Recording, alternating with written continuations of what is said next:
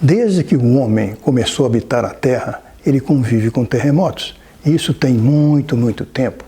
Se quisermos dar um número, por exemplo, 500 mil anos atrás, chegamos ao homem de Pequim, representado por essa estatueta que adquiri justamente onde ele foi encontrado, na cidade de Zhugudian, próximo de Beijing. Acredito que, no princípio, esse homem apenas se assustava de perceber a terra tremer ou de ouvir o barulho forte vindo das profundezas da terra. Mas a ação do terremoto sobre eles deveria ser bem limitada, porque eles viviam ao ar livre, em cavernas, e eram pouco numerosos. No entanto, o tempo passou e tudo mudou. Aldeias, vilas, cidades surgiram e se multiplicaram, e a população também cresceu. E muita dessa gente vivia em zonas sísmicas, por exemplo, ao redor do Mediterrâneo, em partes da Ásia, do Oriente Médio e também na região circumpacífica. E então os terremotos começaram a fazer mal a eles, por exemplo, perturbando o seu dia a dia, destruindo suas construções e ferindo e até matando seus semelhantes. Certamente que muitas daquelas pessoas deveriam comentar: mas o que é isso? Por que de repente a Terra treme, nos causando tantos problemas? Mas como enfrentar um evento inexplicável? Um caminho foi culpar o desconhecido, o sobrenatural, e imaginar a existência de monstros e criaturas enormes vivendo no interior da Terra. E daí nasceram histórias e crenças populares a respeito da origem dos terremotos, e é justamente esse o tema do presente vídeo. É enorme a lista de lendas e crenças sobre a origem dos terremotos, e dentre elas há explicações simples e outras mais complicadas. Vamos ver alguns exemplos. Na Mongólia e em partes da China, a lenda dizia que um sapo gigantesco suportava o globo nas costas, e quando ele mexia, a terra tremia e aparecia o terremoto. Na Índia, a explicação era mais complexa, porque envolvia 3 diferentes animais: uma cobra,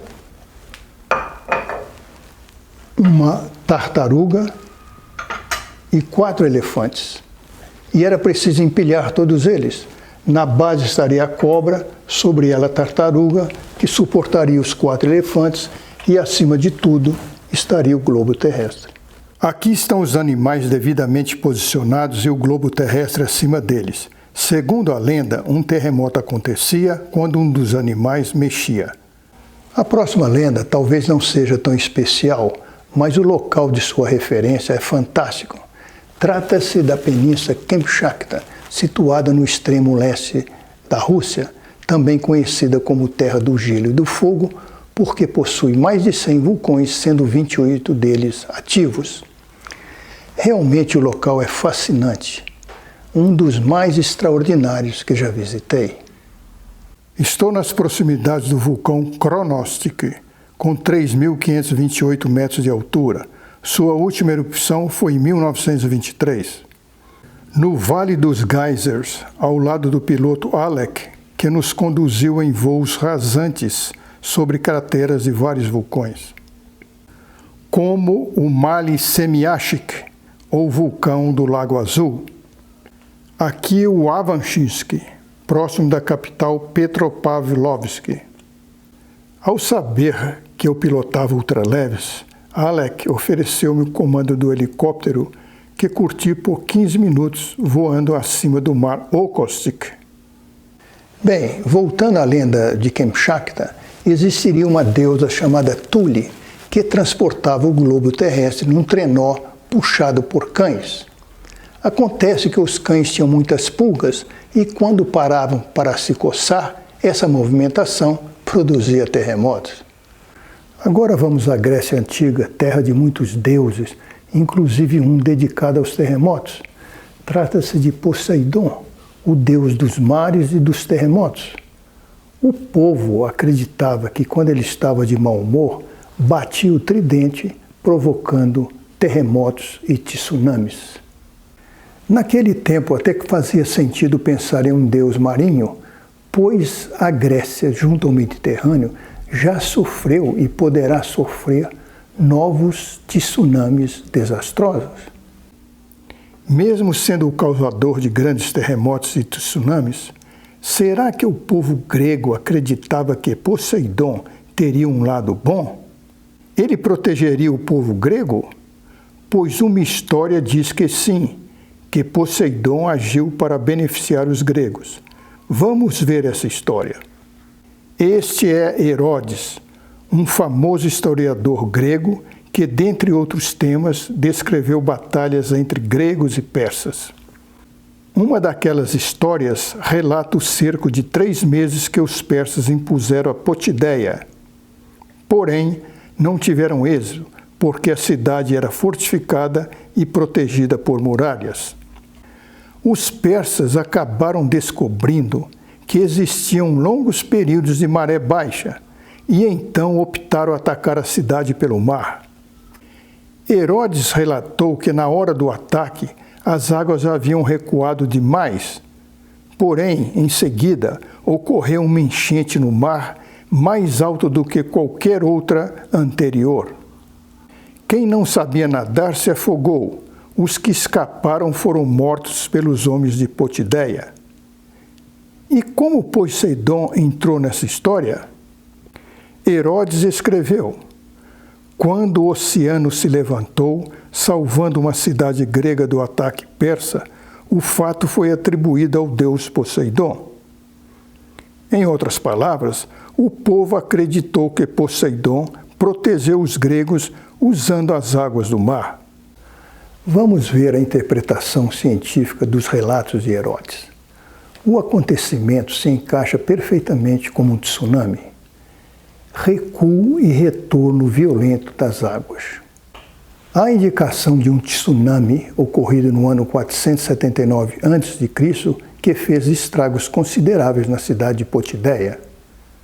Seguem os resultados das pesquisas de campo. Sinais do tsunami do ano 479 a.C. foram encontrados próximos de Potideia.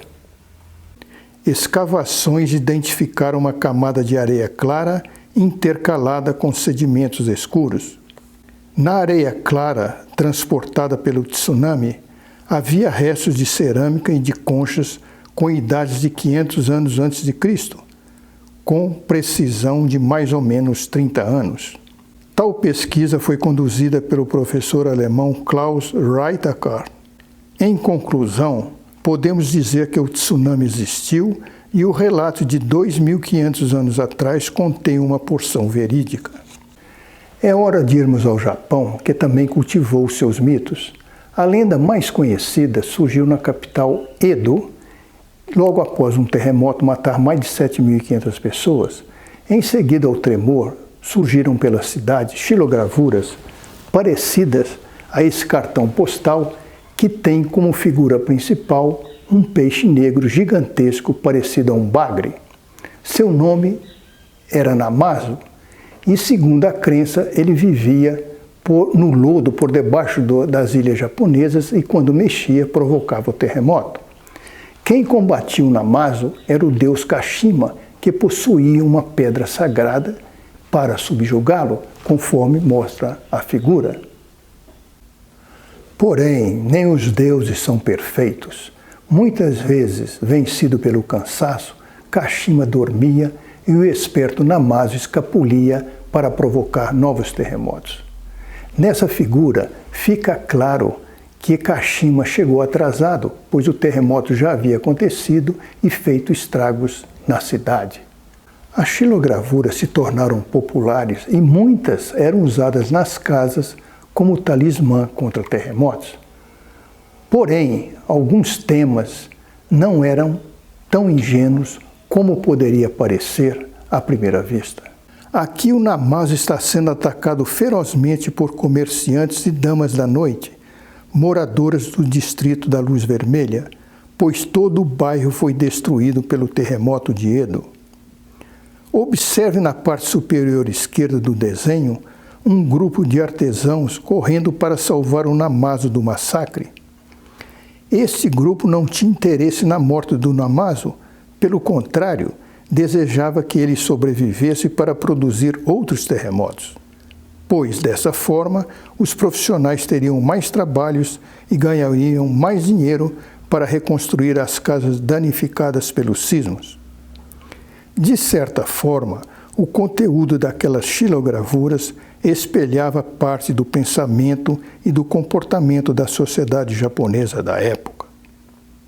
No Japão de hoje, o Namazo continua na ordem do dia, pois sua figura é usada para chamar a atenção das pessoas. A placa informa que, em caso de terremoto, a rua será fechada para veículos particulares, tornando-se via de emergência para bombeiros, ambulâncias, etc. Vamos então para outra parte do mundo. Esse mapa mostra a chamada Terra Santa, que engloba Israel, a Palestina, Jordânia e partes da Síria e do Líbano. De uma maneira ou de outra, os povos dessa região vêm documentando ocorrências sísmicas nos últimos 4.000 anos. E onde vocês acham que estão guardadas algumas dessas informações? Sim, a Bíblia é uma fonte importante sobre terremotos antigos. E por que a Bíblia é uma fonte importante? Porque várias de suas citações aconteceram na Terra Santa, uma região de muitos terremotos, como mostram os círculos vermelhos do mapa. Várias passagens bíblicas existentes no Velho Testamento indicam possíveis ocorrências de terremotos. Admite-se que nem todos os escritos bíblicos podem ser levados ao pé da letra, interpretados literalmente. Por outro lado, certas passagens bíblicas de 2-3 mil anos atrás podem ser explicadas à luz do conhecimento da geologia e da sismologia. E temos exemplos. A história da destruição de Sodoma e Gomorra não é esquecida. Pelo contrário, vem reverberando nas últimas dezenas de séculos. O acontecimento é tido como punição divina pelo mau comportamento dos moradores daquelas duas cidades. O episódio está descrito no livro de Gênesis. O versículo 24 diz: Então o Senhor fez chover enxofre e fogo do Senhor, desde os céus, sobre Sodoma e Gomorra. No 25 se lê: E derribou aquelas cidades, e toda aquela campina, e todos os moradores daquelas cidades, e o que nascia da terra.